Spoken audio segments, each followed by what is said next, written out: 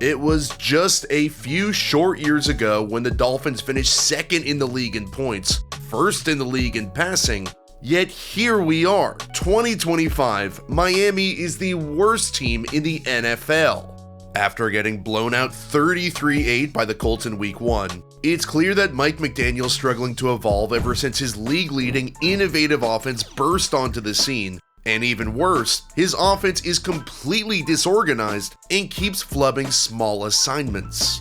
McDaniel will forever go down as the guy who brought the NFL into its next evolutionary step, taking motioning receivers to a whole next level, specifically motioning them at the snap to give them a running head start. Most of you Channel OGers remember the Week 1 explosion against the Chargers back in 2023. McDaniel debuted for the first time ever cheat motion, where Tyreek gets a running start right off the bat. Here the Chargers are playing man coverage one-on-one with one high safety, and because Tyreek is off the line of scrimmage, and because he runs behind River Craycraft, JC Jackson can't press him at the line at all, is closer to him so he has to worry about Tyreek just sprinting right past him, and look at how much space this creates. When receivers are consistently getting this wide open, two things are true. First, the offense has a major schematic advantage, and second, major schematic advantages don't last for long, defenses will figure them out. But before we dive deeper to discover how they figured them out, specifically how the Colts figured them out, I want to thank this week's sponsor, SeatGeek. Folks, we made it. The NFL season is coming, we are back. With the season about to kick off, SeatGeek is the best app to use for buying preseason or regular season tickets for your favorite team. The NFL is officially back, the MLB playoffs are around the corner, and even the NBA is not too far behind. And if you ask me, Sports Live is the best. Whenever I'm gonna check one out, there are still a few others I'm thinking about, I always rock with SeatGeek. I prefer them because their app rates the deals for each game based on the best deal for each seat. A green dot means you're getting a great deal, a red dot means no. I'll use the apps months, weeks, or even hours before the game, concert, festival, anything I'm about to go to, green dot it, and I'm there. Every ticket is backed by their buyer guarantee, and you can use my promo code Rollins10 to get 10% off your next set of tickets at SeatGeek. That's 10% off any set of tickets with code Rollins10. It's been well documented that ever since McDaniel burst onto the scene with all these different motions, defenses have countered with two deep safeties, running two deep coverage against the Dolphins more than any offense in the league. This limits the speed of Tyreek Hill and Jalen Waddle, the two biggest threats on this offense, and also helps against all the motion that McDaniel wants to utilize. For example, here the Dolphins motion Tyreek across the formation to run a similar pattern. He's starting on the run, and it's impossible to press him because he's behind the line. But watch how instead of a closer to the line cornerback following him, the Colts can just rotate one of their two high safeties down to take him from depth, instead of a cornerback who'd have to play close to him and try and chase him all over the field. Nick Cross doesn't have to worry about the deep ball as much since he's starting from depth. Also, defenses have studied this offense enough now, there's enough film where they're not worried Tyreek's just gonna burn right past him. That is not Tua's game. And look at how the rest of the Colts defense just zones off the rest of the coverage, knowing Tua's not gonna beat them deep so they can compress down on each receiver.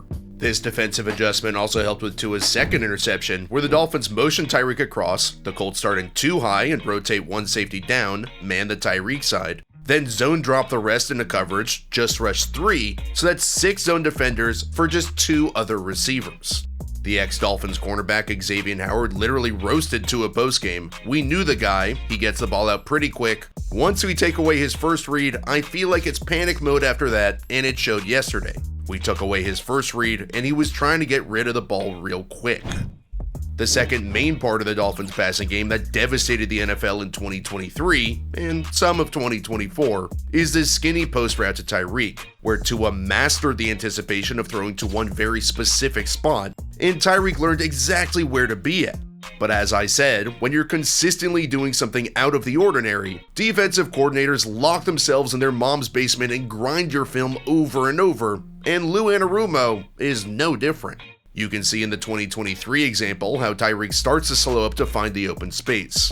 Look how early Tua throws this ball, he knows where this open space is, Tyreek knows where it is, and look how there's nobody over the top of him, plenty of distance.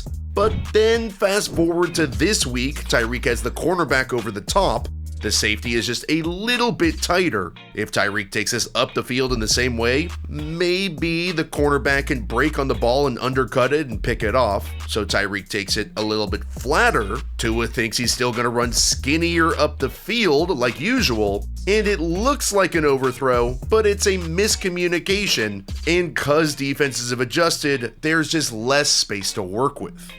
As defenses have shifted to defend the Dolphins better the last few years, McDaniel has not made effective adjustments. Instead of continuing to innovate and counterpunch, the obvious retaliation is to develop the run game, since the defense is literally taking one of their guys away from the box to counter the deep passing game. But McDaniel failed to establish the run game, which is weird because that's what he was known for in San Francisco. It was literally his job. And despite the defensive shift, the Dolphins finished 2024 second to last in rush efficiency, and this past week against the Colts wasn't much better. Instead of running the ball into super light boxes, McDaniel's counterpunch was to deploy an onslaught of screen passes. Tua led the league in 2024 with a 20% screen rate, 5% higher than the second guy on the list. And really, screens are the softest, most passive way to counterpunch defenses when they're daring you to beat them on the ground with power. Compound McDaniel's failure to create a legitimate counterpunch with the fact that crucial details within their offensive system were completely missing. There were tons of repeated blown assignments, and that can take potentially good plays and turn them into bad ones. Like here on play action, the Colts are blitzing the nickel. Tua should be ready for this. The running back Devon Achane too. So after the snap, Achane has to be prepared to abort this play fake. If there's a free runner coming, he's supposed to stop the fake and block his man. Maybe Tua thinks Achane is going to pick it up somehow and it'll be blocked up. But if Tua doesn't know the nickel's coming, it's also on him for not anticipating this. And regardless, he needs to protect the football. Or there was this sack where this is not at all in the quarterback, just the offensive line not doing their job, not handling day one install stuff. The safety Nick Cross creeps down to the line of scrimmage, but the Colts are already zone sliding 3 to that side, so they have an extra guy. But Austin Jackson just does not see it, has no idea what's happening until it's too late. Then there was this play early on where it's blocked like it's split zone to the left. Everybody is going to the left. These two are ready to combo up to the second level for the linebackers. The tight end is sifting back across, but Tua and Achane think it's to the right, and even if it is to the left, they leave Kwity Paye completely unblocked. On the 4th play of the season, they've practiced this play nonstop, gone through it in walkthroughs over and over. It's on McDaniel's opening script. This is completely unacceptable. And then, lastly, there's Tua's accuracy. While I think he is an accurate quarterback, elite accuracy? That's just not what the film shows. He definitely puts a lot of good, consistent throws on film, but for somebody who's described as one of the most accurate QBs in the league, he misses a lot of easy passes. Whenever you put on one of his games, there's always 1 or 2 wild overthrows, underthrows, and that's just not something you see from the elite guys in this league, or at least the guys with supposedly elite accuracy. The Miami Dolphins are just 1 week in, and everything already feels like a disaster. It was just a few short years ago when Mike McDaniel exploded onto the scene with a new revolutionary offense. But as defenses have slowly caught up and countered those new wrinkles, his counterpunches have been punchless. Not only that, but against the Colts, the Dolphins struggled to execute the little details, and they blew assignment after assignment, making it nearly impossible for them to succeed. Tua is a league average quarterback whose elite accuracy has been overhyped, and from the coach to the talent, everything, this team looks like it needs a major rebuild. It's challenging to be the innovator, to push the game into that next phase. So, props to McDaniel for doing it. He's an offensive genius, but as a head coach, he can't and shouldn't ever be one again. Innovation does not always reward the innovator, at least long term. And for the Dolphins and Mike McDaniel, well, for this year to work, you better start innovating real quick once again.